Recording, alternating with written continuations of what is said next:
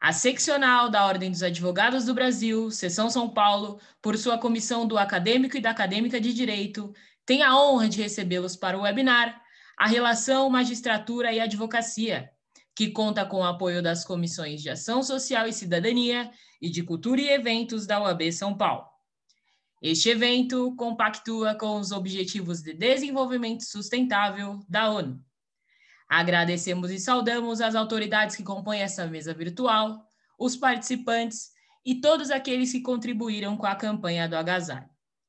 Para conduzir a abertura oficial desse evento, anunciamos a doutora Adriana Cecílio, presidente da Comissão do Acadêmico e da Acadêmica de Direito da OAB São Paulo. Olá, boa noite a todas e a todos. Sejam muito bem-vindos a mais um evento da Comissão do Acadêmico e da Acadêmica de Direito da OAB de São Paulo. É um prazer recebê-los aqui, sempre tantos amigos dos mais diversos lugares do nosso país. Quero cumprimentar, em primeiro lugar, aos nossos participantes, aos nossos painelistas deste evento de hoje. É um prazer receber pessoas tão especiais para nós aqui na CAD. Quero cumprimentar a doutora Ana Carolina, que é vice-presidente da Comissão de Prerrogativas da nossa OAB de São Paulo, agradecer imensamente por ela ter aceitado o nosso convite e estar aqui hoje, com certeza irá trazer informações que farão muita diferença na formação de cada um de vocês. Também quero agradecer a doutora Luciana Simon, de Paula Leite, que está conosco, também que irá trazer este olhar tão precioso e tão importante, como funciona esta relação entre a advocacia e a magistratura. Agradecer muitíssimo por ter aceitado o nosso convite, é um prazer recebê-la aqui na nossa casa, na Casa da Advocacia. Quero cumprimentar também o nosso presidente de mesa, meu colega na CAD, Dr. Rafael Tuboni, que está conosco fazendo um trabalho magnífico à frente na coordenadoria, da Coordenadoria de Incubadora de Talentos, o nosso projeto que está aí caminhando de vento em popa. Agradecê-lo, é um prazer estar ao seu lado nesse projeto, agradecer todo o apoio e o seu trabalho junto à CAD. Quero agradecer e cumprimentar também a presença aqui dos nossos acadêmicos, a Ângela e o Heleno, que estão aqui representando todos os acadêmicos e acadêmicas de direito, tanto da nossa CAD quanto do Estado de São Paulo. É um prazer recebê-los aqui, vocês representam com certeza, com galhardia, todos os colegas de vocês, o trabalho que vocês têm feito na nossa comissão faz toda a diferença. Então, quero agradecer muito e dizer que a nossa comissão existe por causa de acadêmicos e acadêmicas como vocês. Então, muito obrigada mesmo. Quero, antes de encerrar minha fala, fazer a minha autodescrição em respeito às pessoas com baixa visibilidade e com deficiência visual. Eu sou uma mulher de cútis branca, estou maquiada, estou usando um óculos, tenho cabelos longos, cacheados, estou com uma blusa estampada, atrás de mim aparece a guarda da cadeira e bem atrás tem uma estante com livros. Quero cumprimentar a todos, desejando um excelente evento em nome do nosso presidente, Dr. Caio Augusto Silva dos Santos, que nos permite realizar esse trabalho que nós sempre planejamos e organizamos com tanto carinho e tanta dedicação, pensando em cada um e cada uma de vocês. Então, agradeço a todos, passo a palavra neste momento para que façam as suas apresentações. A acadêmica Ângela, por favor, a palavra é sua.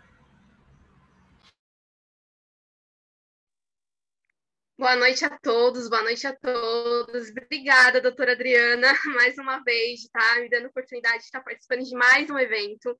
Meu nome é Ângela Trama, eu sou acadêmica de Direito, atualmente no 5º semestre. Eu curso pela Unicid, Universidade da Cidade de São Paulo, e eu tenho a honra de fazer parte da CAD desde o ano passado. Participei de um evento no passado e esse é meu segundo evento. Estou muito honrada, estou muito feliz, tenho certeza que vai ser um evento incrível e muito feliz também de estar representando todos os acadêmicos aqui. Fazendo a minha autodescrição em respeito à diversidade, às pessoas com baixa visibilidade, eu sou uma mulher de pele branca, meu cabelo é preto, na altura do ombro mais ou menos, ele é liso, eu estou com um blazer vermelho, cor de vinho, uma blusa preta, e atrás de mim estou no meu quarto, uma cor neutra aqui, alguns livros, e é isso. Eu gostaria de passar a minha palavra para o acadêmico Heleno para ele fazer sua apresentação. Muito obrigado, boa noite a todos. É um prazer estar participando com vocês. Essa é a minha primeira vez e eu estou muito feliz de estar participando. Meu nome é Heleno Pellegrini, tenho 39 anos, sou acadêmico de Direito da Estácio, São Paulo, Unidade Conceição. Eu estou há 2 meses na CAD, né? Então, para mim, está sendo uma experiência fantástica. Estou gostando muito, está me trazendo muito conhecimento, muita bagagem e eu estou muito feliz de estar aqui. E fazendo a minha descrição, eu sou negro, né? Careca, tenho uma barba, estou trajado com um terno preto, camisa azul clara e gravata azul escura. E atrás de mim tem uma parede amarela, que é a parede da minha sala. Muito obrigado mais uma vez, sejam todos bem-vindos e eu passo a palavra para o Dr. Rafael. Boa noite a todos e todas. Quero, em primeiro lugar, dizer que é uma imensa alegria estar com vocês aqui. Eu agradeço, em primeiro lugar, a doutora Ana Carolina Moreira Santos e a doutora Luciana Simon de Paula Leite, que são as nossas convidadas e que eu tenho certeza farão um evento especialíssimo para todos aqueles que nos acompanham. Gostaria de agradecer também a nossa presidente, a doutora Adriana Cecílio, que, enfim, e dizer que muito me honra estar aqui com ela essa noite. Gostaria de agradecer também a presença dos acadêmicos Ângela Trama da Silva e Heleno Pellegrini Carneiro. Em respeito à diversidade e às pessoas com pouca visibilidade, farei minha descrição. Sou um homem branco, com barba, cabelo liso, estou trajando uma camisa azul clara e um terno azul escuro. O nosso tema de hoje é muito caro a todos nós, né? Afinal, personagens essenciais na construção e consolidação do Estado Democrático de Direito, a advocacia e a magistratura têm uma longa história de relacionamento sadio, recíproco, mas que, ao mesmo tempo, deve ser zelado. No famoso artigo 6º da Lei 8.906, de 1994, nosso Estatuto da Ordem dos Advogados do Brasil, há a previsão de inexistência de hierarquia e subordinação entre advogados, magistrados e membros do Ministério Público, mas com dever, isso é importante, de consideração e respeito recíprocos. Por sua vez, o artigo 35, inciso 4º da Lei Orgânica da Magistratura insculpe como dever do magistrado o tratamento com urbanidade, dentre outros, dos advogados e advogadas. Considerando que um dos papéis da classe advocatícia é patrocinar as causas daqueles que têm direitos tolhidos e violados, considerando que um dos papéis da magistratura é mediar conflitos buscando assegurar direitos e fortalecer um Estado democrático de direito, em tempos como os nossos, urge defendermos as duas classes e compreender as suas relações. E por isso, nós temos a comissão especial do acadêmico e da acadêmica de direito tem o imenso prazer de receber as nossas duas painelistas, as nossas duas convidadas, que farão uma excelente apresentação nessa noite. Nós iniciaremos com a doutora Ana Carolina Moreira Santos, e eu farei a leitura do currículo da doutora e, na sequência, passarei a palavra. A doutora Ana Carolina, ela é advogada criminalista, conselheira seccional da OAB São Paulo, vice-presidente da Comissão de Direitos e Prerrogativas da OAB São Paulo, membro da Associação Brasileira de Mulheres de Carreiras Jurídicas e do Grupo Mulheres do Brasil. E, além disso, é especialista em crimes econômicos pela Fundação Getúlio Vargas. Doutora Ana Carolina, muito bem-vinda. A palavra é toda sua. Muito obrigada, Rafael. Boa noite a todas e todos. Eu gostaria de iniciar minha fala cumprimentando a nossa querida presidenta, a doutora Adriana Cecílio, que, além de tudo, é minha amiga, mas que eu preciso fazer aqui uma homenagem pelo trabalho que vem desempenhando à frente da comissão da acadêmica e do acadêmico de direito. ver a presença de tantos acadêmicos aqui nessa sala para discutir um tema tão fundamental para o nosso exercício profissional, Adriana, é motivo de orgulho e das devidas homenagens que devem ser feitas a você por esse trabalho. Tem sido, de fato, um trabalho de fôlego e que está reverberando em todo o estado, e não só no estado de São Paulo, também por todo o nosso Brasil. Meus parabéns a você, minha amiga, pelo trabalho de excelência. Cumprimento também os acadêmicos de direito, né? É uma honra e é um orgulho a gente poder falar com estudantes de direito, né? Sem perder de vista que sempre que a gente tem a oportunidade de conversar com um acadêmico, a gente aprende muito, né? É um dia de troca, é um dia que a gente tem a oportunidade de dividir experiências e também de aprender um pouquinho com vocês. Então, Ângela e Helena recebam também as minhas homenagens. Rafael, muito obrigada.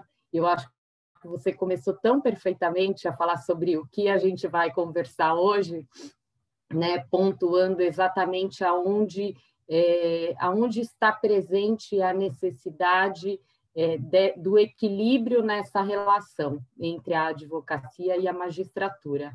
E, por fim, as minhas homenagens à doutora Luciana Simon de Paula Leite.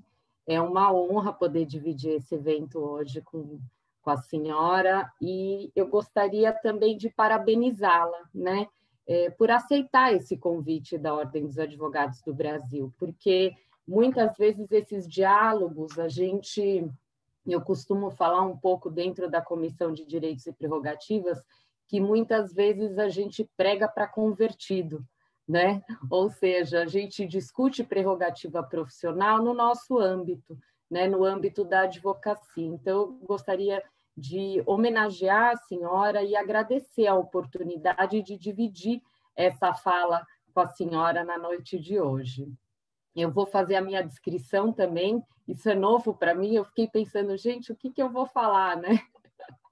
Mas vamos lá, em respeito à diversidade, em respeito às pessoas de baixa visibilidade, eu estou com óculos redondo, eu tenho a pele branca, os cabelos castanhos curtos, estou usando um casaco de lã cor-de-rosa, e atrás de mim eu estou na minha varanda, na varanda da minha casa, tem uma árvore, tem um vidro e alguns quadros na parede.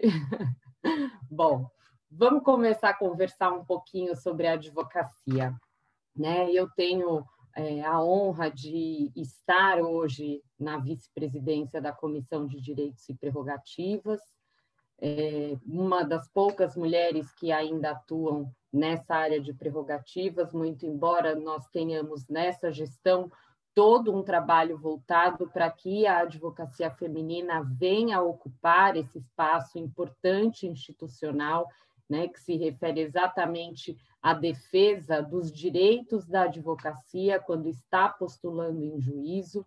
Então, também está dividindo hoje esse painel com duas mulheres, né, com a presidenta da comissão e também com uma juíza de direito. Eu preciso dizer que também é um motivo de comemoração, porque mostra que, de fato, nós estamos conseguindo, não só dentro da gestão, na Ordem dos Advogados do Brasil, não só no ambiente do exercício profissional da advocacia, mas também na magistratura, as mulheres têm conseguido ocupar os seus espaços de direito, né? Mas, para voltar um pouquinho para o exercício da advocacia, o doutor Rafael muito bem foi até o nosso artigo 6º, é um artigo fundamental para a gente discutir a relação entre magistratura e advocacia, mas eu vou voltar um pouquinho, né? E eu vou voltar exatamente lá para a nossa Constituição Federal, porque a partir do ano de 1988, a advocacia foi guindada àquilo que a gente chama de status constitucional, né? Depois de um período de trevas da ditadura ditadura militar, onde a advocacia, de fato, teve muito problema para exercer esse munus público, de representar a cidadania perante os poderes constituídos, nós tivemos, então, dentro do Estado Democrático de Direito, a elevação do status da advocacia para um status constitucional. E o que diz o nosso artigo 133? Por que ele é tão fundamental, não só para a advocacia, mas para o próprio exercício da cidadania, indispensável ao Estado Democrático de Direito e garante à advocacia a inviolabilidade pelas suas palavras. Eu estou vendo que a minha internet está ruim. Deu uma... Voltou? Deu uma pequena falha, mas deu para a gente conseguir escutar perfeitamente bem. Então, vamos lá, vamos continuar. E não é só no artigo 133 que se verifica esse status constitucional da advocacia. No próprio artigo 5º da nossa Constituição, que é o artigo fundante do nosso Estado Democrático de Direito, onde todas as garantias fundamentais à cidadã e ao cidadão estão previstos, ali está a advocacia, ao garantir ao cidadão preso a assistência da sua advogada e do seu advogado. Então, dentro dessa compreensão de que a advocacia é indispensável, nós vamos chegar no ano de 1994 com o nosso Estatuto Profissional. No nosso Estatuto Profissional, nós temos previstos não só os direitos e prerrogativas da advocacia, mas também aqueles que são os deveres da advocacia quando está exercendo o seu munus público. Um pouquinho antes do artigo 6º, vamos pensar um pouco o que significa a advocacia, né? E depois, ouvindo a doutora Luciana, a gente vai verificar que, de fato, são carreiras jurídicas absolutamente diversas, embora estejam trabalhando para o mesmo fim, que é a administração da justiça. Mas cada uma delas tem uma natureza muito diversa, e coube a mim hoje aqui falar um pouquinho sobre essa grande paixão da minha vida, que é a advocacia.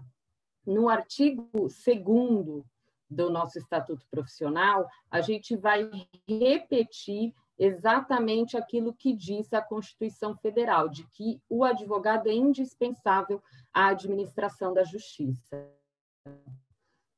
Logo no parágrafo 1º, para mim é fundamental para que a gente compreenda o que é a advocacia dentro do jogo democrático, né, nessa relação entre a cidadã e o cidadão com os poderes constituídos, que é o seguinte: no Ministério Privado, o advogado presta serviço público e exerce função social. Aqui a gente vê a primeira grande diferença entre o exercício da advocacia e o exercício da magistratura, porque, muito embora ambos prestem uma função pública, um serviço público, o advogado atua no seu ministério privado, ou seja, ele tem em relação à cidadã e ao cidadão que representa os interesses uma relação privada.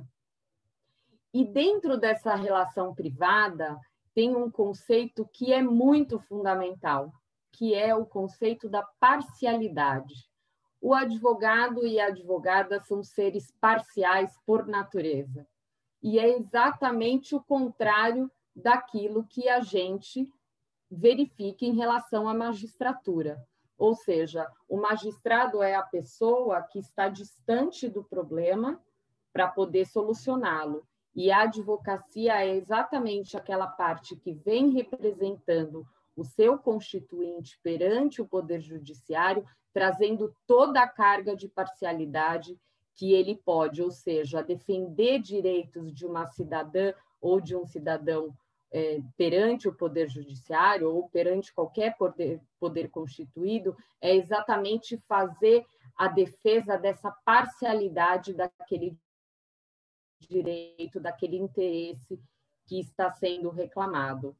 Aqui, para mim, eu acho que é a parte mais fundamental se estabelece nessa relação entre a magistratura e a advocacia. E dentro dessa relação que vai acabar se aperfeiçoando dentro de uma ação judicial, que vai ocorrer na prática numa audiência, a gente vai cair ali para o nosso artigo 6º, né? O artigo 6º, exatamente por trazer a importância de todos os atores do processo no jogo democrático, ele traz à advocacia, à magistratura e ao Ministério Público essa compreensão da ausência de hierarquia. E a ausência de hierarquia, de forma nenhuma, significa ausência de urbanidade, né? É lógico que esse é um óbvio, mas o óbvio também precisa ser reproduzido, né? O fato de não haver a hierarquia entre os atores dentro do processo judicial não quer dizer que o dever de urbanidade não seja um dever de todos nós, né? O dever de se tratar com urbanidade. Eu sempre costumo dizer, né, que no exercício do cargo, muitas vezes, eu costumo dizer que eu sou só uma advogada, né? E eu gosto de ser só uma advogada, porque o advogado é aquele que postula, o advogado é aquele que pede, cada um tem o seu papel, né? Então, eu sempre vejo a advocacia dessa forma, né? A advocacia é quem pede, a advocacia é quem leva ao Poder Judiciário os pleitos, os anseios da cidadania, os interesses, e é através da advocacia, doutora Adriana, vê se você vai concordar comigo, que nós conseguimos evoluir a compreensão das nossas leis, né? É a advocacia que leva ao Poder Judiciário o anseio popular, os interesses que vão se mudando, que vão evoluindo ao longo do tempo, né? E é a advocacia que tem essa missão de ser a voz da cidadania, a voz da sociedade perante os poderes constituídos. E é exatamente através desse exercício, do exercício dessa parcialidade, que o Poder Judiciário vai receber esses anseios, vai receber esses interesses, fazer o julgamento disso, e com isso a gente tem a evolução do nosso direito, a evolução na compreensão das normas.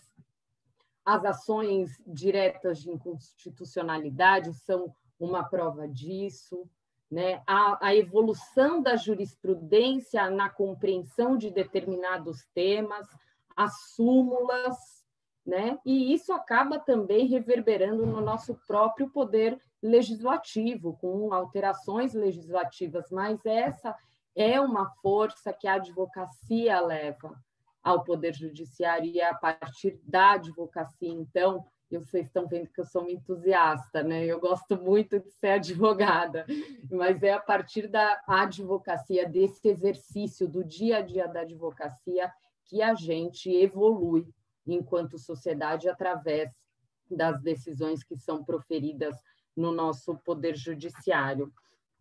Esses papéis institucionais estão muito postos, né? E a relação, por vezes, é preciso dizer que muitas vezes não é uma relação fácil, né? Muitas vezes a advocacia defende as suas causas, defende o interesse de seus constituintes de uma forma quase passional. Isso acontece com a advocacia. Por outro lado, a magistratura, ao agir com inércia e imparcialidade, muitas vezes vai decidir contrariamente àqueles interesses. Se, por um lado, a advocacia pode estar advogando com paixão, ou seja, pode eventualmente se exceder nessa relação, nesse jogo nesse jogo democrático, eu sempre gosto de dizer que é um jogo democrático. Por outro lado, a magistratura, ao tomar as suas decisões, também pode agir com paixão, porque a paixão é uma característica humana, absolutamente humana. E, por outro lado, é uma coisa que eu sempre gosto de pontuar, a magistratura exerce o poder. Quando eu falo que eu sou só uma advogada, é exatamente no sentido de que a advocacia tem um poder muito grande, e o poder da advocacia é ser a voz da cidadania perante os poderes constituídos. A magistratura representa o poder, é o poder do Estado, é o poder de julgar, e a advocacia precisa compreender isso também, né? Exercício de magistratura é exercício de poder, é um poder que emana da Constituição. Se a advocacia tem o poder de representar, ser a voz da cidadania perante os poderes constituídos, por outro lado, a magistratura está exercendo um poder que lhe é dado pela Constituição Federal de decidir as demandas, né? Então, sempre que dentro da Comissão de Direitos e Prerrogativas, eventualmente nós temos conflitos estabelecidos entre advocacia e magistratura. E nessa gestão, a gestão Caio Augusto, a gente sempre fala que é uma gestão absolutamente aberta ao diálogo, né? Também sob essa comissão, sob a presidência do Dr. Leandro Sarcedo, tem essa vertente, né, de sempre tentar estabelecer o diálogo. Por quê? Porque é exatamente através do diálogo que a gente consegue evoluir nas relações. Então, se a gente vem de uma história de uma comissão de prerrogativas, onde tudo era visto como uma guerra, vamos lá, né, são os guerreiros da Comissão de Direitos e Prerrogativas que vão defender a advocacia do arbítrio.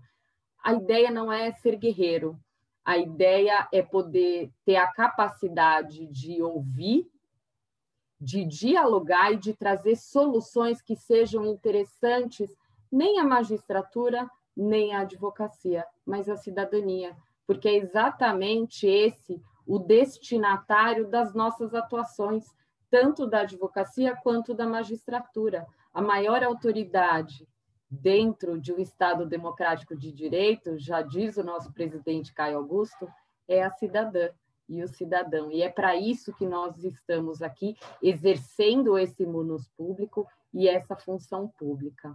Eu acho que eu já falei bastante. Eu quero ouvir um pouquinho agora da querida doutora Luciana, dizer que é um prazer estar aqui, gostaria de dialogar com as acadêmicas e os acadêmicos, né? Me colocar em inteira disposição de todas e todas para dialogar, enfim, para que vocês possam trazer também as impressões de vocês sobre essa relação entre magistratura e advocacia, eventuais dúvidas sobre a atuação de prerrogativas, mas deixando aqui sempre bem posto que a ideia de defesa de prerrogativa em relação a qualquer ato que possa parecer arbitrário, ou mesmo que seja arbitrário, é estabelecer o diálogo, porque é através do diálogo, de fato, que a gente consegue evoluir nas compreensões, não só da magistratura, mas também da advocacia em relação a essa que é a maior autoridade no nosso Estado democrático de direito, que é a cidadã e o cidadão e a defesa da sociedade. Muito obrigada. Muito obrigado, doutora Ana Carolina. Excelente. Eu me reapaixonei pela advocacia depois da sua fala. Enfim, eu acho que para quem está nos escutando foi uma experiência maravilhosa. Agradeço muito a sua fala. E agora eu gostaria de chamar a doutora Luciana para nos dar o outro lado da moeda, né? Afinal, a doutora Luciana, ela é juíza de direito e muito nos honra pelo convite. Eu gostaria também de assomar aquilo que a doutora Ana Carolina falou, que é muito, muito difícil, muito raro, uma pessoa ter, como eu posso dizer, o ato, né, de se aproximar da advocacia, e isso por si só já nos honra. Então, doutora Luciana, muito obrigado pela sua presença, e eu passo a palavra para a senhora. Obrigada, eu é que agradeço, Rafael, me sinto muito honrada com o convite. A doutora Adriana Cecília é uma pessoa muito querida, as palavras que foram dirigidas a ela pela doutora Ana Carolina realmente são muito adequadas, extremamente estudiosa, incansável, uma pessoa que está sempre lutando para trazer eventos interessantes para os acadêmicos. Cumprimento a doutora Ana Carolina Moreira Santos, cujas palavras realmente eu adorei, eu acho que a gente não tem nenhum ponto de divergência, achei extremamente ponderadas, equilibradas, e concordo plenamente com tudo que ela disse. Eu acho que a gente tem uma visão racional do que tem que ser a justiça, né? Onde haja respeito recíproco e um funcionamento que seja útil ao cidadão e à cidadã. Eu cumprimento a você, Rafael, que também fez ponderações que foram muito pontuais e adequadas, aos acadêmicos Ângela e Heleno, nas pessoas das quais eu cumprimento todos aqueles que estejam nos ouvindo, todos e todas, né? Me sinto realmente com o privilégio de poder conversar com acadêmicos e acadêmicas, porque vocês são o futuro da justiça, né?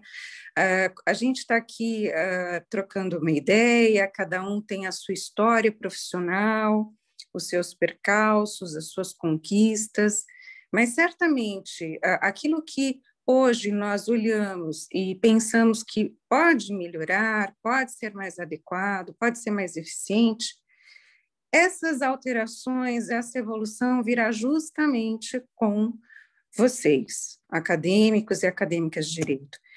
Não vou esquecer de me descrever, eu sou branca, tenho cabelos castanhos, lisos e curtos, acima dos ombros, estou com uma blusa preta, uma camisa xadrez, atrás de mim tem uma cortina branca, estou próximo à janela do meu apartamento. Bom, o que dizer, né? Eu acho que, em primeiro lugar, eu acho que eu preciso dizer que existe uma necessidade de mudança de mentalidade nessa forma de funcionamento da relação magistratura-advocacia. Eu tenho 27 anos de carreira já, eu entrei bastante nova. E o que eu posso afirmar hoje? A maioria dos advogados tem um comportamento adequado, urbano, técnico, e pontualmente você tem aquelas divergências, aquelas intercorrências, né, desagradáveis que nós passamos, tanto os advogados quanto os magistrados. Respondo por mim, então, quer dizer, eu não posso dizer de cada magistrado, mas a impressão que eu tenho é que a magistratura também é muito estigmatizada, no sentido de um repúdio ao poder de uma forma indiscriminada.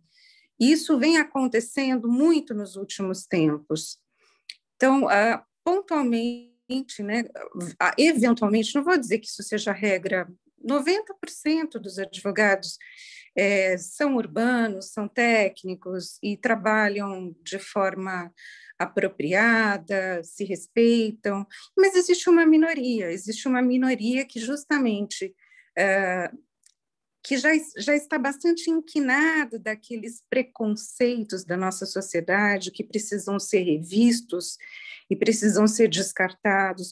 Quando a doutora Ana Carolina falou que se sente feliz em ver mulheres ocupando espaços de fala e poder, sim, ela tem razão, mas nós precisamos que essas mulheres sejam respeitadas, que se respeitem, e precisamos eliminar da nossa mentalidade os preconceitos, né? O tratamento diferenciado, no sentido negativo, de se desprestigiar alguém que seja diferente de você mesmo.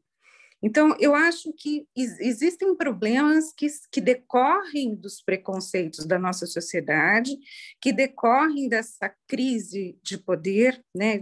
Não é à toa, né? Todos nós sabemos que nós vivemos uma época muito complicada, onde o próprio judiciário adotou atitudes incompreensíveis até para nós, operadores do direito, que todos nós, muitas vezes, não entendemos algumas atitudes e decisões dos tribunais superiores, mas se você desprestigiar o poder por desprestigiar graciosamente, se você repudiar por repudiar, de forma imotivada, o que você está fazendo? Você, advogado, ou você, magistrado, quando você desprestigia a função do advogado, você está enfraquecendo a justiça.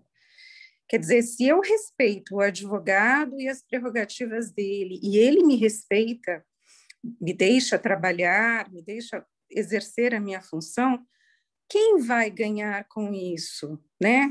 O cidadão e a cidadã que está ali precisando de um provimento jurisdicional, que tem as suas mazelas. Muitas vezes eu trabalho há 13 anos numa vara de família e sucessões. Então, é um lugar no qual eu aprendi a ver a dor do ser humano e a relevância ímpar da solução de questões de natureza existencial. Não é só patrimônio. Você está ali lidando com o que há de mais valioso para as pessoas. A intimidade, a afetividade, os filhos, os pais, o abandono, a dor, né? Tudo isso vai emergindo nos nossos processos.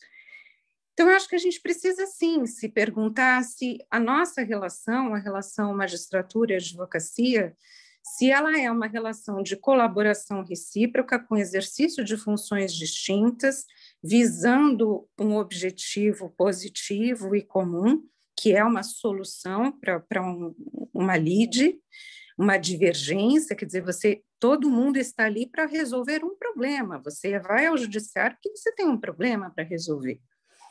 Então, eu acho que todo mundo tem que ter uma visão de que as funções são distintas, mas uma não vive sem a outra. O que não dá é para você ter um desprestígio, e eu não isento de responsabilidade a magistratura, os meus colegas, muitas vezes eu errei e erro, sou humana, eu acho que é importante ter essa dimensão.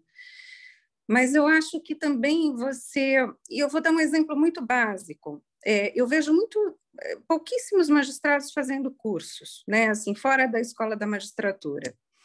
E eu fui fazer um determinado curso, e não vou mencionar qual, nem quais os professores, mas professores bastante gabaritados, né, conhecidos, e certamente sabiam que eu era juíza, né, porque essas coisas correm, todo mundo acaba sabendo.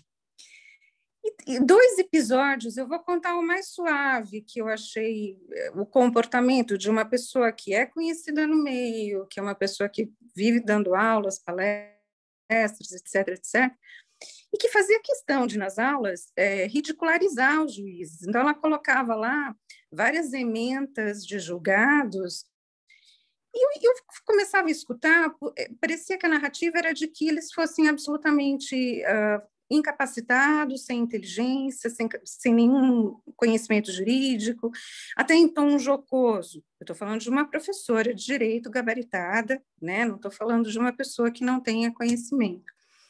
Então, esse tipo de atitude graciosa, preconceituosa, acaba afastando também o magistrado que quer aperfeiçoar seus conhecimentos, quer ter uma visão integrativa em relação à advocacia, porque nós não somos absolutamente inimigos, nós somos elementos complementares. Nós estamos lá para tentar fazer os nossos respectivos trabalhos. Certamente, quando eu digo eu respondo por mim, porque é exatamente essa dimensão, eu respondo por mim, eu procuro fazer o meu melhor, eu procuro me esforçar para fazer o meu melhor, e sei certamente que outros colegas podem errar e não ter essa tentativa, não despender esse esforço. O que o advogado, a gente está conversando com o futuro da justiça. Não façam da vida dos senhores um ringue, não fiquem se degladiando, se desgastando. Emocionalmente, isso exaure todo mundo. O nosso trabalho não pode ser isso. Nós não estamos lá defendendo causas íntimas, pessoais, nós estamos fazendo o nosso melhor para a parte. O advogado está representando o interesse do seu cliente. O juiz vai respeitar as visões das partes e vai decidir tecnicamente. E se eu encontrar um magistrado que não tenha essa visão, que eu sinta que por alguma razão me desrespeitou, etc., etc. Acontece sim, acontece muito, nós não podemos negar os problemas humanos. A doutora Ana Carolina foi muito feliz quando ela falou da questão da paixão. Eu acho que muitas vezes o que eu vejo é muito além da paixão. Eu vejo algo muitas vezes agressivo, algo que beira ao desrespeito grave, e não é só em relação ao magistrado, entre os colegas. Eu assisto muitas vezes advogados se desrespeitando de uma forma brutal, uma coisa que não é razoável, né? Não estou nem falando em relação a mim muitas vezes, mas que eu observo que aquilo vai se tornando algo acalorado e as pessoas vão ficando ao ponto de você precisar falar, calma, não é pessoal, nós estamos aqui vendo o interesse da parte.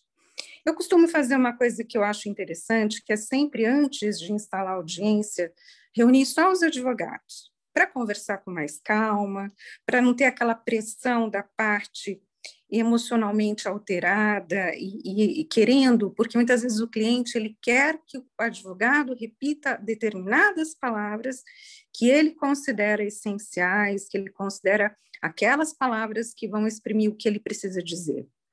E que muitas vezes são fora de contexto. Ali não se está discutindo, por exemplo, uma traição, mas sim uma divisão de patrimônio.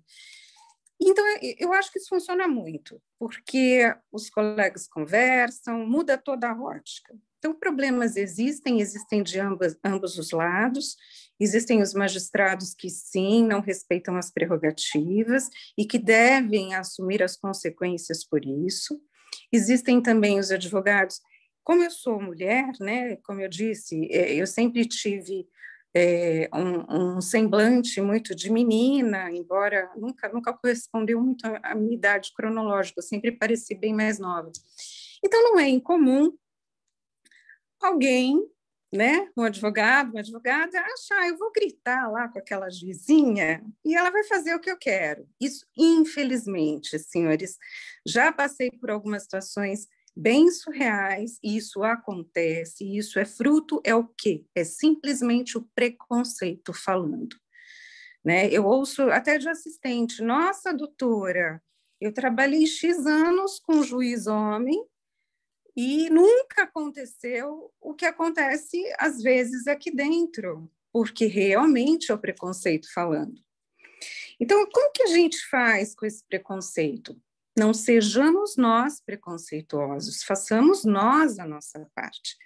Mas e se eu, advogada, encontro um magistrado que é arbitrário, que é preconceituoso, que não me deixa falar, que, enfim, me ofende e imotivadamente, né? Não há um contexto lógico para isso. Bom, em primeiro lugar, o que eu aconselho? Não discuta com quem você vê em equilíbrio.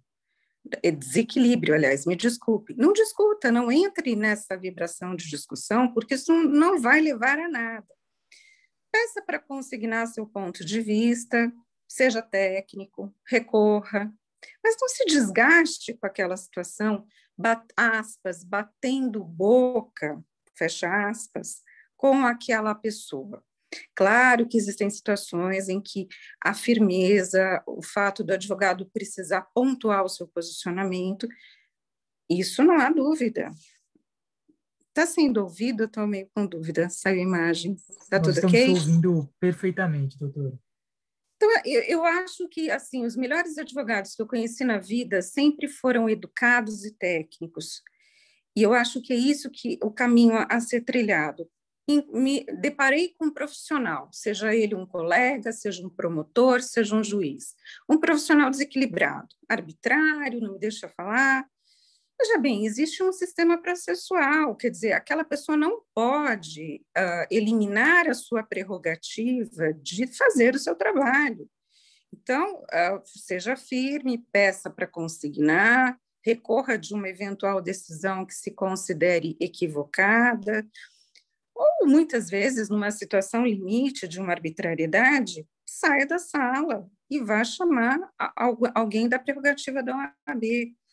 Mas o que me parece que precisa acabar é esse clima de inimizade, sabe, esse clima de guerra, esse clima de todos os magistrados são X, todos os advogados são Y.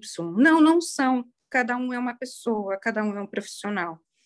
Então, isso é o que eu sinto, isso de longa data, como eu disse, são 27 anos, é muito tempo, e muitas vezes você percebe que essa mentalidade antiga da beligerância, dessa falta de empatia, ela ainda subsiste. É isso que a gente tem que lutar, né? Vamos respeitar a todos, independentemente de cor, credo, raça, gênero, vamos respeitar as funções de todos, apenas as funções são diferentes, nós somos todos iguais. Eu acho que é esse o ponto básico. Não existe realmente hierarquia, mas existe, como muito bem a doutora Ana Carolina disse, dever recíproco de urbanidade. É isso. Eu só selecionei, não vou ficar lendo aqui os artigos do impedimento e suspeição, porque eu acho que isso acaba sendo repetitivo, está no CPC, né, artigo 144 e seguintes do CPC de 2015, a gente vai ter lá as hipóteses de impedimento do juiz e de suspeição, que o advogado pode invocar essas causas através de petição, vai ser instaurado um procedimento, o magistrado pode se dar por impedido ou suspeito, ao receber a petição, ou mesmo antes, se ele vê ali uma situação em que é impossível que ele atue de forma imparcial, ele mesmo já tem aqui entre nós a obrigação de dizer: me dou por impedida ou me dou por suspeita, não tenho condição de julgar esse processo de uma pessoa próxima, um familiar, né? As hipóteses de impedimento que estão no CPC, elas são de cunho objetivo. Então, são situações objetivas que a própria lei já coloca que o magistrado não pode atuar nesses processos. Por exemplo, ele está impedido de atuar no processo de que conheceu em outro grau de jurisdição, tendo proferido decisão, é o inciso 2 do artigo 144 do CPC. Então, são hipóteses objetivas, eu sou parte do processo, eu fui procurador da parte, sou sócio de uma empresa que é parte nesse feito, são situações todas objetivas. Já o artigo 145 do CPC, ele já descreve hipóteses de cunho subjetivo ou nas quais o magistrado tem uma relação, um relacionamento com um terceiro, que é o quê? O amigo íntimo ou inimigo de quaisquer das partes ou de seus advogados. Mudou o CPC de 2015 em relação ao CPC de 73. Por quê?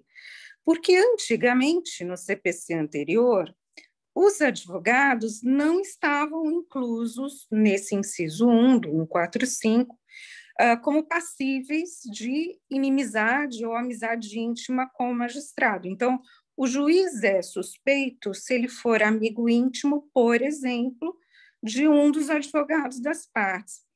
Aqui eu acho que também cabe uma análise ponderada, quer dizer, é uma amizade íntima, uma amizade de Facebook, é um contato em rede social, frequentam a casa um do outro, então, quer dizer, tem várias dimensões disso a serem analisadas, mas realmente mudou.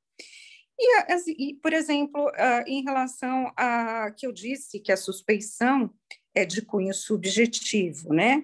E também pode ser aferida no que tange a relação com o terceiro. Por exemplo, quando for qualquer das partes credora do juiz ou devedora, ou até de seu cônjuge, ou companheiro, ou parentes. Então, é inciso 3 do artigo 145. Então, é um relacionamento que um parente meu tem com aquela parte, por exemplo. Então, existe essa diferença. O O feito vai ser distribuído, pode ser recebido em efeito suspensivo ou não, vai ser designado um magistrado para atuar no feito.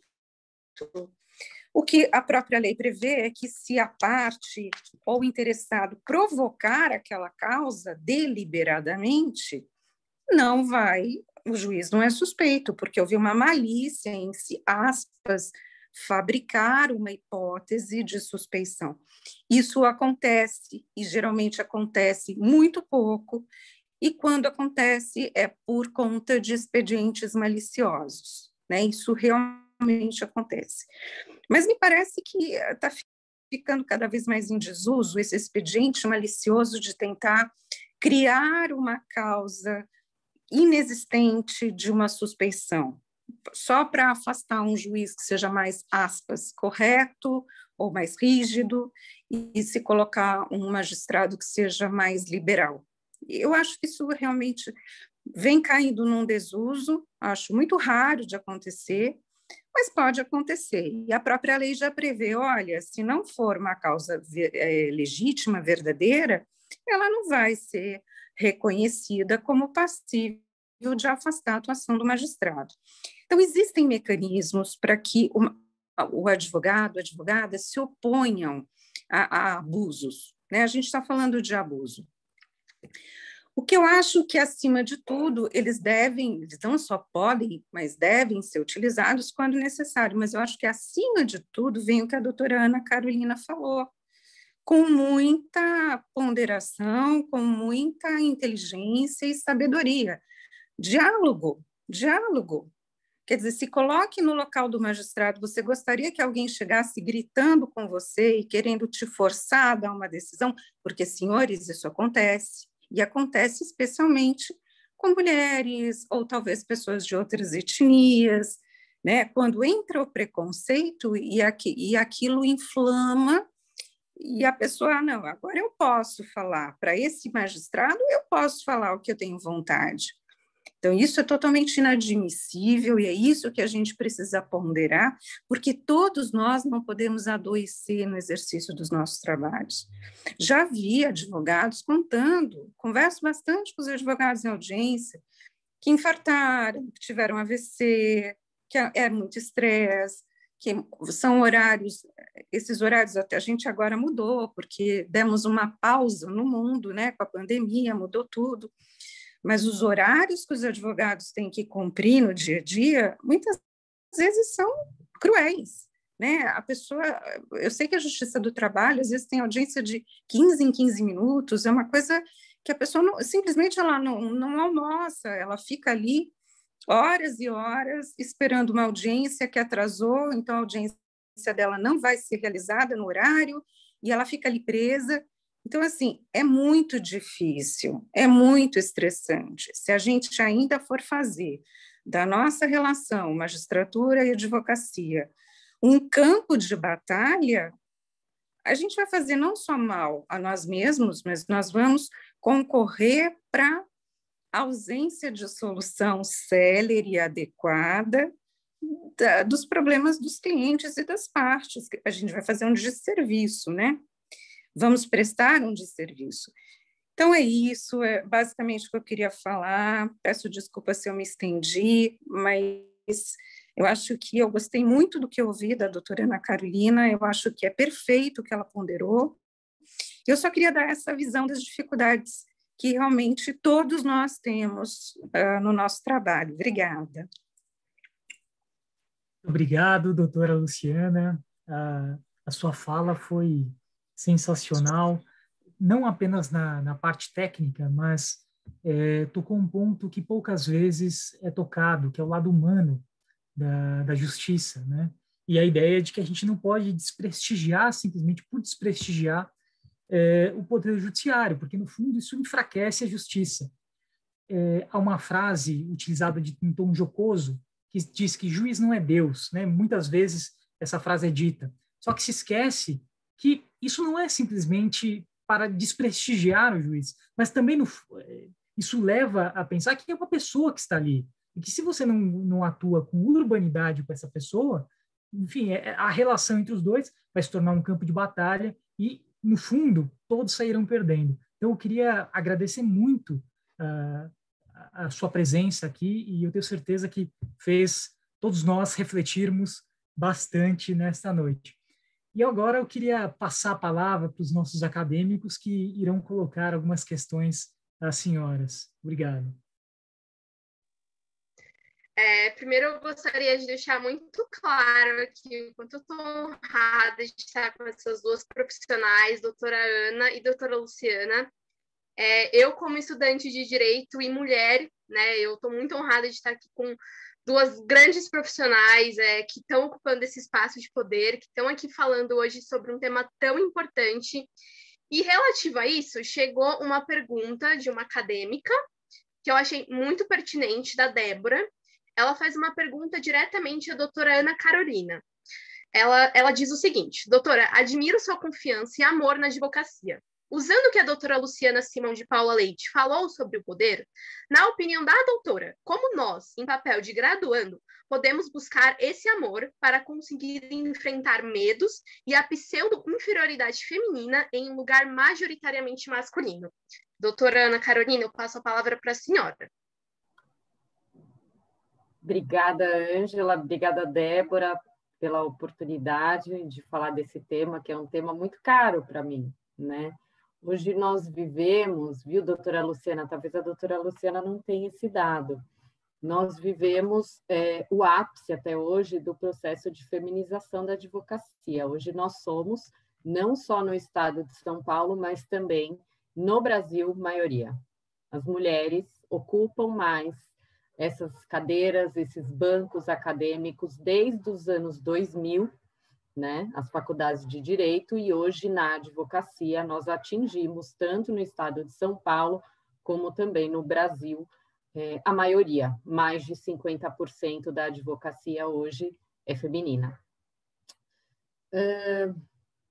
Falar de amor, né? Falar de amor para superar os desafios, para superar os obstáculos no exercício do cargo e no exercício da profissão. É preciso amor, mas é preciso dizer que, sobretudo para mulheres, também para negros, negras, a gente precisa de um pouco mais de amor, a gente precisa lutar, né? A gente ainda precisa lutar. Então, ouvindo também a doutora Luciana, vai passando um filme na cabeça da gente, no sentido de que o machismo e o racismo que estão estruturados na nossa sociedade, eles nos atingem em todos os campos, né? Dentro de casa, no momento que você abre a porta de casa e sai na rua, e também, infelizmente, dentro do foro, né? No ambiente forense. Então, esse machismo que a doutora Luciana recebe no exercício do seu cargo, no exercício da sua função, ele também ocorre quando é uma advogada, muitas vezes que está exercendo a sua profissão perante o Poder Judiciário ou todos os poderes constituídos. Então, é algo que a gente precisa, de fato, nós que somos mulheres, que temos espaço e temos lugar de fala e oportunidade de falar, é importante que a gente paute essas questões. Essas questões são importantes, mas a gente precisa entender que viver é lutar, né? Então não basta ter amor, né, na profissão e no exercício do cargo. A gente precisa entender que nós estamos, né, e exercemos as nossas funções, vivemos numa sociedade ainda estruturada no racismo e no machismo, e nós, enquanto operadores do direito, temos uma função fundamental na transformação dessa realidade. A transformação dessa realidade se dá através de pequenos atos que nós praticamos. Então, um advogado que deixar de ser machista quando estiver despachando um processo com a doutora Luciana, um magistrado que não seja machista comigo no momento em que eu estou despachando uma petição com ele, são esses pequenos atos que a gente vai transformando a sociedade, né? Dentro do Poder Judiciário, a gente tem capacidade, inclusive, de ir além, de fazer isso reverberar. Então, o que fazer, né? A pergunta foi o que fazer. persista, lute, né? É importante a sua presença, Débora, onde quer que você esteja, né? Hoje você é uma graduanda, amanhã você pode estar aqui na advocacia, pode estar lá na magistratura, no Ministério Público, né? Então, é importante que dentro dessa compreensão de que nós vivemos racismo e machismo estrutural, a gente possa compreender também que nós, mulheres, também temos esse desafio, porque nós crescemos numa sociedade machista e racista, né? E que muitas vezes nós podemos reproduzir esses atos. Então, esse dever de vigilância é constante, né? A gente tem uma frase de uma diretora da CASP que eu gosto muito, a Raquel Tamassia, que ela diz o seguinte, viu, doutora Luciana? A Adriana já ouviu umas 500 vezes essa frase, mas acho que a doutora vai ouvir pela primeira vez hoje, que ela acorda todos os dias machista.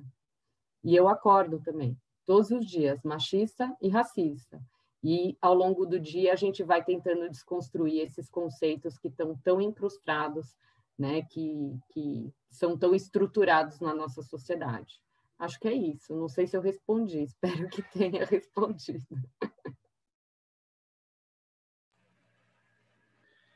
Boa noite, doutoras. Parabéns também pela excelente palestra até o momento. Antes da pergunta, eu gostaria de fazer um pequeno comentário de um acadêmico nosso, a Andréa Leal. Ela comentou que achou incrível a ideia da descrição, tá? Então, parabenizou, ela falou que nunca tinha visto isso e ela ficou muito contente de ter essa descrição, né? Então, parabéns a todos aí pela descrição. E em relação à pergunta, a pergunta para a excelência, para a doutora Luciana, tá? Ela comentou porque os acadêmicos, os futuros operadores do direito, né, não devem fazer do judiciário um campo de batalha ou até mesmo um campo de desconfiança. Em cima disso, a gente tem a pergunta do Marcos Vinícius Costa, né? Ele comenta o seguinte, pergunta o seguinte: nos Estados Unidos, advogado não pode se reunir com juiz, sem que a parte contrária esteja representada. No Brasil, é comum uma das partes se encontrar com um magistrado. Aliás, muitos juízes e advogados convivem nos mesmos espaços sociais. Como não prejudicar a relação justa que deve haver entre tais operadores do direito e como construir relações positivas como sujeitos da justiça? Tudo bem? Obrigada pela pergunta. Bom, honestamente, eu não vejo problema nenhum do advogado despachar com o juiz, porque, assim, senão a gente partiria do pressuposto que o advogado está sob suspeição e o juiz está sob suspeição. Eu acho que algumas situações requerem essa privacidade. Muitas vezes o advogado ele não tem um elemento, ele não tem como provar, e ele te pergunta, olha, doutora, não tenho prova de tal coisa, mas meu cliente me relatou tal coisa, tal problema, eu estou perdido, posso tentar uma audiência, o que a senhora sugere? Então, assim, eu não vejo nenhuma ilicitude ou uma imparcialidade. Eu não posso partir do pressuposto que as pessoas agem de má fé, tanto os advogados quanto os magistrados. É que nesse despacho basta haver o respeito recíproco. O magistrado precisa ouvir o advogado ser objetivo, educado, técnico, e o juiz ser educado, objetivo e técnico. Aliás, o magistrado vai mais ouvir nessa conversa do que falar.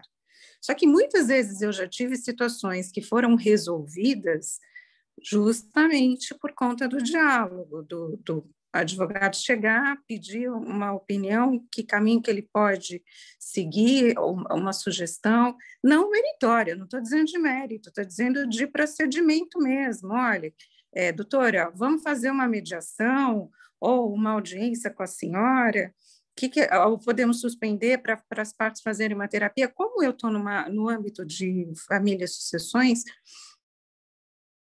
já não é aquela coisa de patrimonialista ao extremo, né? Nós temos algumas situações ali que são relacionais, então cabe sim trocar uma ideia sobre vamos fazer uma mediação, vamos fazer uma audiência. Não vejo não parto do pressuposto que as pessoas estão de má fé, eu acho que não tem nenhum problema. Agora, sim, Desculpa, agora eu estou meio perdida. Você pode me repetir a segunda parte da pergunta dele? Ele falou da entrevista pessoal e que Posso, mais? sim. Ele perguntou como prejudicar a relação justa que deve haver entre tais operadores do direito Ele falou e como do construir convívio relações social. positivas como sujeito da justiça. Isso. Convívio social. Eu acho o seguinte, se você tiver um convívio íntimo com o advogado, fica muito difícil você estar atuando num processo em que ele seja advogado da parte, como a própria lei diz, amigo íntimo ou inimigo capital do advogado. Fica realmente muito complicado. Você tem um processo com uma dimensão elevada, quer dizer, não é uma coisa objetiva, cogente, que necessariamente vai ser decidida de uma determinada forma. Não, você tem um âmbito de oscilação de alternativas de decisão gigantesco ou vasto. Se você, magistrada, tiver uma amizade íntima, ao ponto de frequentarem a casa um do outro, saírem juntos, eu acho realmente que existe suspeição. Acho que o próprio magistrado precisa se dar por suspeito e falar fulaninho, fulaninha. Não dá, eu não tenho condição. Se cair na minha vara, eu não vou conseguir. Eu acho que existem situações e situações, mas em se falando em causas, quando eu falo causas simples, é porque realmente, vamos imaginar, vou dar um exemplo bem simplesinho. A pessoa faleceu, deixou uma conta poupança, só foi a única coisa que ela tem, é uma vara judicial. Veja bem, o fato de terem uma amizade não vai alterar absolutamente nada. Quer dizer, o advogado estranho, o advogado amigo, vai conseguir o alvará da mesma forma. O que não pode haver é furar a fila, né? Porque existe uma fila dos processos, e aí passar na frente para o conhecimento e a expedição do alvará ou do amigo. Mas, via de regra, em causas de dimensão palpável, que não sejam administrativas, por assim dizer, que não tenham um resultado muito simples de ser obtido, realmente tem que se evitar, e o próprio magistrado já tem que se dar por suspeito por motivo de foro íntimo. Ele não precisa declinar, sou amigo, amiga de fulano. Ele mesmo já sabe que não tem uma possibilidade de se sentir à vontade. Por que isso? Como você vai se sentir à vontade para julgar algo de alguém que é tão próximo, né? Meio contraditório. Isso.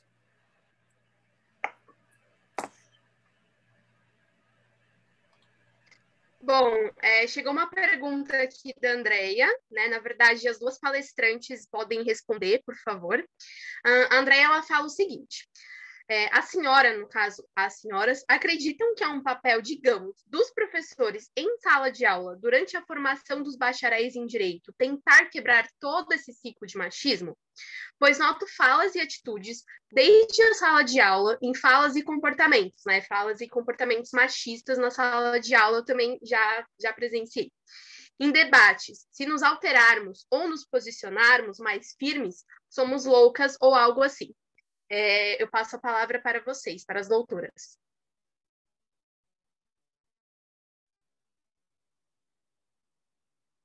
Quer começar, doutora Ana? Pode começar. Posso ser eu. Bom, como eu falei, né, o papel de enfrentamento de machismo e racismo é de todos e de todas nós, né? Eu acho, sim, que numa sala de aula se fala e se ensina e se aprende de absolutamente tudo, né? A troca existente entre professor, professora, aluno e aluna é algo constante, né? Na medida que eu ensino, eu aprendo.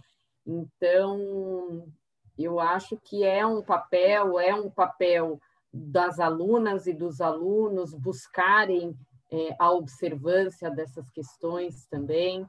É papel da entidade de ensino buscar o afastamento disso, enfim, é papel da nossa sociedade como um todo. E no que se refere a essa relação conflituosa entre advocacia e magistratura, eu também acho que tem um papel relevante né, das professoras e dos professores de direito, que é exatamente no sentido da conscientização dos papéis, né?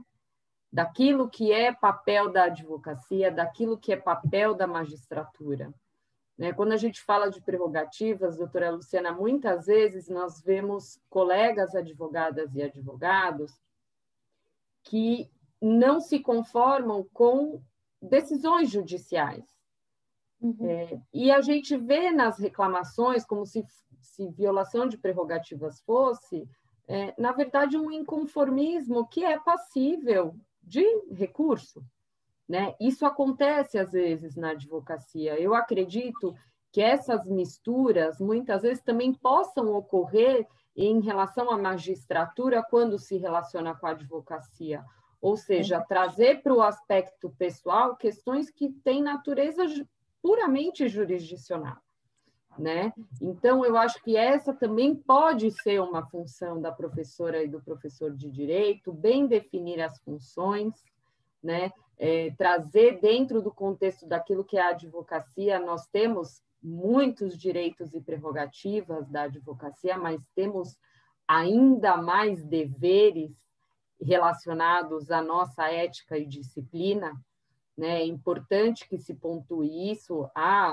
O nosso estatuto profissional é bastante rigoroso no que diz respeito à ética profissional da advocacia, e isso, sem dúvida nenhuma, tem que ser trazido, né, aos bancos acadêmicos. As acadêmicas e acadêmicos de direito precisam conhecer esses deveres e também os seus direitos, é claro, mas principalmente os seus deveres, e lutar contra racismo e machismo é algo que, enfim, nós todos, enquanto sociedade, precisamos enfrentar, né? Eu não sei se eu respondi, acho que sim, né?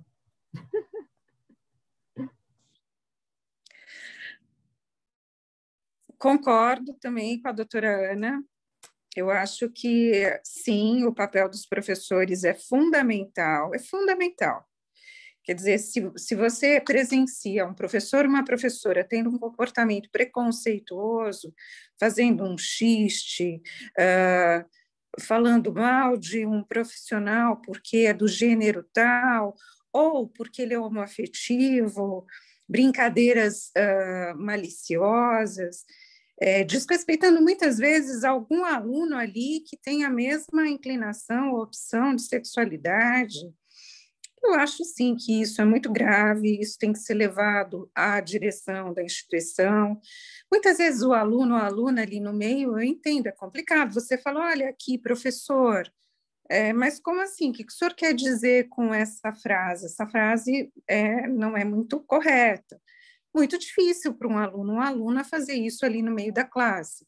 Mas aí cabe você registrar aquele fato, eventualmente até gravar. Hoje em dia, eu vejo muito, a doutora Ana deve ver muito, o celular virou as nossas vidas, né? Ele é capaz de absolutamente tudo, inclusive de fazer uma prova bastante palpável de situações no limite do ilícito ou ilícitas. Eu acho, sim, que tem que ser levado ao conhecimento da direção, é um direito do aluno, da aluna, porque, gente, isso vai trazer reflexo para o futuro. Isso não é, isso é modismo. Eu estou fazendo um curso de psicanálise no Instituto Gluck, que é sobre o Ferenczi, que é um discípulo do Freud. E muitas vezes eu ouço comentários sobre as feministas como se absolutamente todas fossem sem sentido, rebeldes sem causa, exageradas, porque não entenderam nada que Freud falou. E muitas vezes nem eu entendo as coisas que o Freud falou. Mas o ponto é, a gente precisa sim colocar o que a gente não concorda, o que a gente não acha correto para conosco, ou para aquele seu colega de uma outra etnia, ou para aquele colega que tem alguma dificuldade para deambulação, ele é especial, por que ele precisa ser ridicularizado e isso ser aceito como algo normal, porque é uma piada engraçada? Eu acho que existem limites, e eu já ouvi relatos até de pessoas que estavam assistindo a aula, o professor falou, fez uma piada sobre a homoafetividade, E o aluno levantou e falou, como assim, professor? Eu sou homoafetivo, eu não tenho direito a ter uma família? Esse aluno se posicionou, mas é o tipo de situação que precisa ser reprimida. E eu acho que é o papel, sim, dos educadores. É o nosso papel, como a doutora Ana falou muito bem, todos nós somos partícipes, todos nós temos que colaborar. Mas os educadores, em especial, estão exercendo uma função pública ali, são responsáveis, sim, pela formação dos alunos.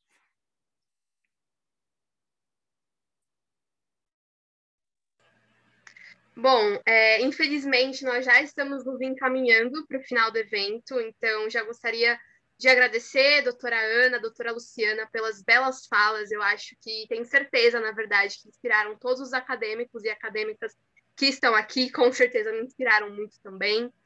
Gostaria de agradecer a presidente Adriana Cecílio, doutora Adriana Cecílio, por mais uma vez me dar a oportunidade de participar. Muito obrigada, doutor Rafael, também, fez uma ótima presidência de mesa.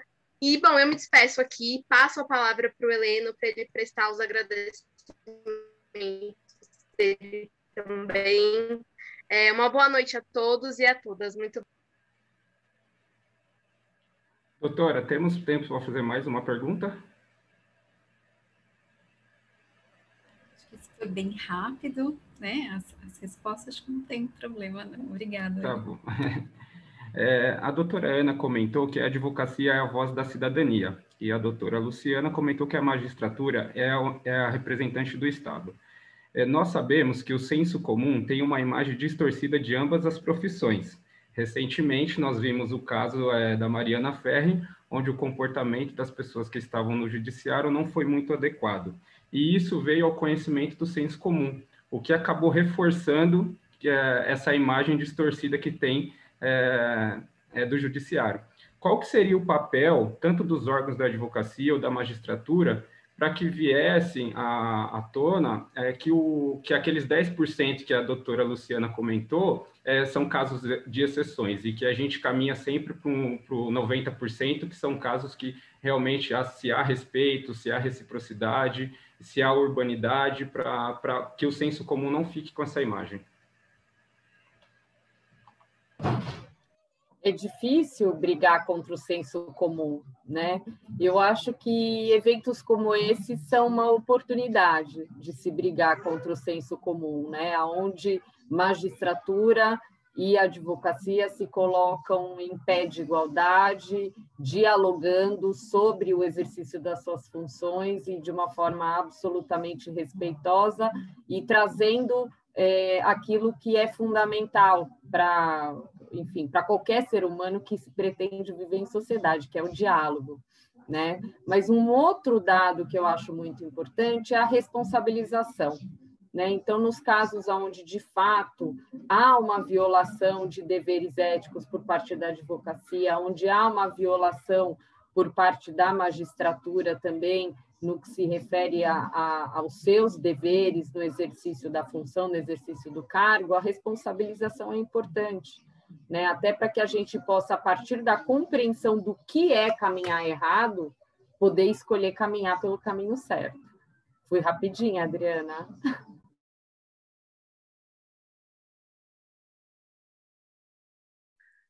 Perfeito, concordo com a doutora Ana. Eu acho que, assim, nós podemos fazer a nossa parte. Eu acho que em síntese, isso. Você não muda os outros. Cada um tem suas convicções, cada um age de acordo com as suas motivações. E se você tiver uma pessoa preconceituosa, agressiva, cruel, é o livre-arbítrio dela no sentido de ser daquela forma. Então, você não vai mudar aquele outro. O que você pode fazer é ser diferente. Olha, o que eu, como advogada, posso fazer para ser respeitosa, para ser técnica, com o magistrado, quando eu estiver fazendo uma audiência? Deixa, por exemplo, o magistrado falar quando ele está falando, né? Espera a sua vez, mas você tem sua vez. E vice-versa. Agora, eu acho que você vai conseguir mudar aqueles maus profissionais que ignoram ou que são abusivos.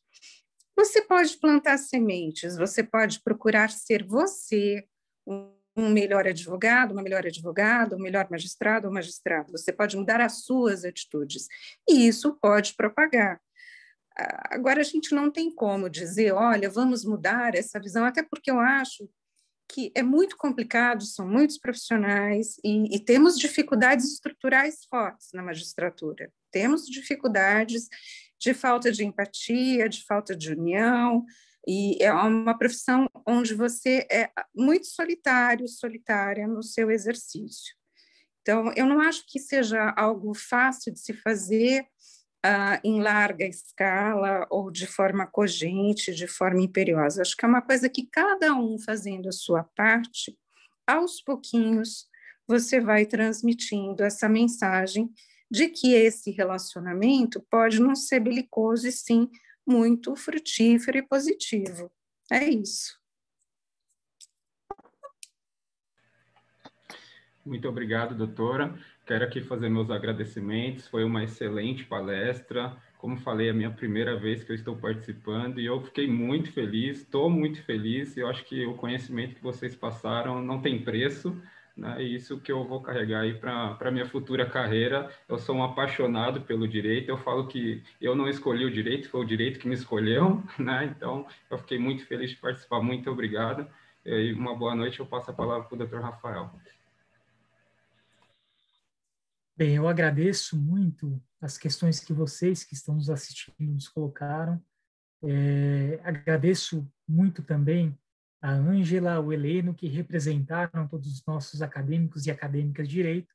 E logo passo a palavra para a doutora Ana Carolina para suas considerações finais. Infelizmente, o nosso horário já está se encerrando. Bom, como eu já disse no início, preciso parabenizar a nossa presidenta Adriana Cecílio por esse trabalho de fôlego à frente da Comissão da Acadêmica e Acadêmico de Direito. É através de ações como essa, doutora Adriana, que nós vamos produzir essas mudanças necessárias, tanto na magistratura quanto na advocacia, né? Porque, como a doutora Luciana bem pontuou, vocês são o futuro da profissão. Vocês são o futuro da administração da justiça. Então, a gente conseguir debater esses temas e pelas perguntas que nos foram dirigidas, acho que conseguimos passar algumas das impressões e das experiências que a gente tem no exercício profissional, porque foram perguntas muito interessantes e que tiveram muita relação com aquilo que foi tratado e evoluíram, né, nessas questões que foram trazidas. Eu tenho certeza de que com trabalhos como o seu, Adriana, a gente vai, de fato, ter um futuro muito próspero no que se refere a essa relação magistratura e advocacia, por conta do valor técnico que é dado, ao valor que é dado à técnica, né, da advocacia, do exercício da advocacia e também da magistratura, e a importância que é dada ao acadêmico e à acadêmica de direito hoje pela OAB São Paulo. Eu acho que isso é algo fundamental e que a gente tem, de fato, um futuro próspero a aguardar pela frente. Muito obrigada, doutora Luciana, pela oportunidade de dividir esse espaço hoje com a doutora. E Rafael, Heleno e Ângela, muito obrigada pela presença.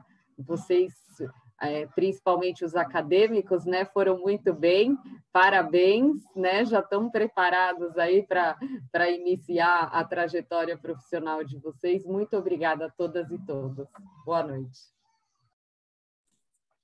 Recebo a palavra agradecendo a doutora Ana Carolina novamente pela presença e por abrilhantar a nossa noite de hoje, e logo a repasso para a doutora Luciana fazer as suas considerações finais. Bom, só posso agradecer, faço as palavras da doutora Ana Carolina as minhas novamente, porque foram perfeitas. Doutora Adriana é realmente excepcional, parabéns, parabéns a você, Rafael, parabéns para a Ângela, para o Heleno. Que gostoso ver essa animação, esse envolvimento dos estudantes, esse ideal. Não percam isso, porque é a melhor parte, é fazer sentido para vocês o exercício da advocacia. Não é só o trabalho, a sua remuneração imprescindível e justa, mas você ser útil e fazer a diferença no mundo. Obrigada, foi ótimo. Boa noite a todos. Muito obrigado, doutora Luciana. E eu agora passo a palavra para a doutora Adriana, e reiterando as palavras já ditas pela doutora Luciana e pela doutora Ana Carolina. Muito obrigado, e realmente para mim é um orgulho poder estar aqui contigo, Adriana. Eu que agradeço, Rafael, foi brilhante aí na condução dos trabalhos, tornou o evento extremamente dinâmico, agradável, foram contribuições preciosas. Quero agradecer muito aos nossos acadêmicos, quero dizer que eu estou até meio emocionada, assim, né? Nem é muito difícil isso, quem me conhece sabe, sou de peixe, sou dessas, então, mas quero dizer que é muito gostoso quando a gente faz um trabalho e a gente sente que esse trabalho toca as pessoas, que ele está fazendo sentido. Então, todas as vezes que nós realizamos os eventos, quando a gente tem a oportunidade de dar voz e vez aos nossos acadêmicos, eu fico pensando, poxa, um dia nós vamos encontrá-los nas audiências, né? Um dia a Ana vai esbarrar com a Ângela, com a Helena, e aí vão se abraçar e dizer, nossa, o que você falou mudou a minha forma de ver, me inspirou, me encorajou, eu estou aqui também por sua causa. Doutora Luciana, a mesma coisa. De repente alguém vai passar num concurso e vai dizer, olha, doutora, eu passei e eu me inspirei no seu perfil, na sua forma de agir, eu me preocupo e eu tenho esse olhar e essa sensibilidade, porque um dia eu ouvi a sua fala. Então, isso faz diferença. Eu acredito muito nisso, eu acredito nessa força e eu acredito por causa deles, eu acredito por causa da Ângela, por causa do Heleno, por causa do Fabiano, de tantas pessoas que estão aqui conosco, que estão na CAD e que eles demonstram isso, que está surtindo efeito, né, esse trabalho. E quero agradecer muito, e agora posso falar, né? No começo eu não falei da minha amizade, que eu falei, deixa as pessoas se encantarem por elas, depois eu me gabo, dizendo que são minhas amigas. E quero dizer aqui do meu orgulho imenso de poder ouvir a doutora Ana Carolina, que falou sobre a importância da advocacia na transformação da sociedade, e quero dizer que ela foi a primeira advogada a conquistar uma decisão em relação ao stalking, né? E ela foi antes da lei ser lançada, então, ou seja, ela construiu um caminho, ela demonstrou a necessidade, ela conseguiu tutelar o direito de uma pessoa sem que existisse esta lei formal ainda. Então, assim, ela é o exemplo da força da advocacia e da diferença que a advocacia faz na sociedade. Então, eu tenho um orgulho imenso de poder dizer que eu sou amiga dela, porque eu tenho orgulho do trabalho que ela realiza, né? Porque ela faz diferença para a advocacia e na vida das pessoas. E a doutora Luciana, eu preciso confessar como eu a conheci. Eu conheci a doutora Luciana no meu divórcio. E eu achei ela uma pessoa tão incrível, ela foi de uma sensibilidade ao longo da audiência, que eu fiquei muito impressionada, eu fiquei muito bem impressionada. Então, eu acredito que a advocacia ela tem essa projeção para a sociedade, como é o caso do que a Ana conseguiu conquistar, e a magistratura ela tem um poder de fazer a diferença na vida das pessoas, na vida de cada um, de cada jurisdicionado, que tem a felicidade de poder receber a tutela jurisdicional de uma pessoa que faz aquilo que ama. Como isso faz diferença? Como faz diferença? Eu digo muito isso, sabe? A vocação é a voz do coração. Não escolha uma profissão porque eu quero passar num concurso público, porque eu quero ter estabilidade. E aí, de repente, tu vai ser um magistrado que é infeliz naquilo que faz. E que a gente infeliz faz os outros infelizes também. Então, não seja essa pessoa, né? Faça porque você realmente ama, porque você vai conseguir fazer diferença na vida das pessoas, como a doutora Luciana consegue fazer na vida das pessoas, né? Que tem a felicidade, né? De receber uma sentença, de participar de uma audiência com uma pessoa que é urbana, que é gentil, que é atenciosa. Então, quero encerrar esse evento dizendo que foi um evento muito especial, que eu tenho certeza absoluta que é um evento que tocou muito as pessoas, que estiveram aqui, tiveram a alegria de poder ouvi-las, que saíram com certeza inspirados e refletindo sobre muitas coisas. Vejam que a gente nem combinou nada, nem falamos nada, mas só pelo fato de sermos mulheres e estarmos aqui, surgiu a questão, né, do machismo estrutural e tudo, e como isso está presente, e como é importante que os homens escutem a respeito disso, né, como é importante que os homens reflitam, que os homens modifiquem essa postura, os homens, as mulheres também, porque algumas de nós são machistas, sim, né. Então, eu quero aqui agradecer as minhas amigas. Platão sempre dizia, né, nos seus escritos, a importância de nós nos cercarmos de pessoas que nós admiramos, né, nós temos que nos cercar de pessoas melhores do que nós, para que a gente consiga melhorar também. Então, é uma alegria muito grande poder contar com a amizade de vocês, e dizer que eu tenho certeza que o brilho de vocês tocou a cada uma das pessoas que estiveram aqui. Então, agradeço muito, agradeço a todos que estiveram, as mais de 120 pessoas que estiveram conosco aqui ao longo desse evento, as pessoas que nos assistiram pelo Face, e espero vocês nos nossos próximos eventos. Muito obrigada mais uma vez, obrigada a todas e todos, um prazer enorme ter participado desse evento. Até mais, pessoal. Tchau, tchau.